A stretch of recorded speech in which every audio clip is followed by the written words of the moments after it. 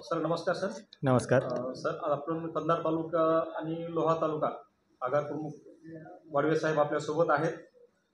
Sir Ashadhi Ekadashi पंढरपूरची यात्रा खूप मोठ्या प्रमाणात चालू आहे सर.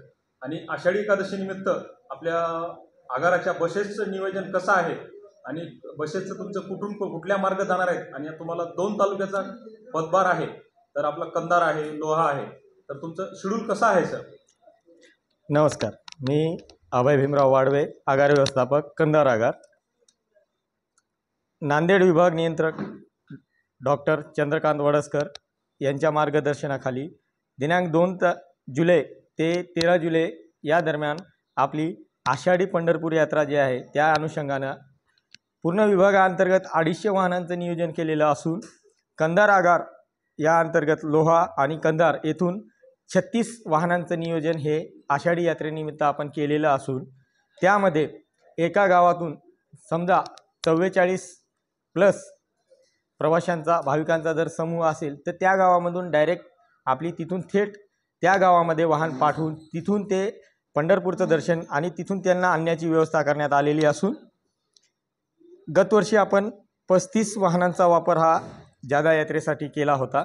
त्यामध्ये प्रामुख्याने काही फेऱ्या आपल्याला रद्द करण्यात येऊन आषाढी यात्रेसाठी भाविकांच्या मागणीनुसार वेळोवेळी वाहने पुरवण्यात येतील. कंधार आगाराअंतर्गत लोहा येथून वाहतुकीचे नियोजन केले जात असून त्यामध्ये बार्शी आणि तुळजापूर सोलापूर ह्या मार्गाने ही वाहतूक केली जाणार आहे. सर आषाढी एकादशी 6 तारखेला आहे, तर आपल्या बसेसचा इथून कालावधी, तारीख, टायमिंग कसा आहे?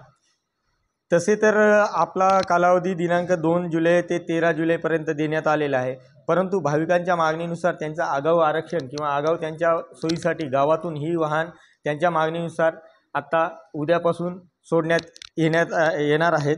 तसेच आपण त्या दिवशी म्हणजे पौर्णिमा प्रतिपदा ह्या दिवशी सर्वात जास्त आपल्या गाड्या तिथे मुक्कामी राहतील या हिशोबाने आपण यात्रेचं नियोजन केलेलं असून काला संपल्याच्या नंतर सुद्धा भाविकांच्या यात्रेची सोय करण्यात आलेली आहे. तरी जास्तीत जास्त भाविकांनी सुरक्षित आणि सवलतीसह या सेवेचा लाभ घ्यावा अशी सर्व भाविकांना विनंती करण्यात येत असून जास्तीत जास्त प्रवास हा एसटीने प्रवास करावा असे आवाहन करण्यात येते.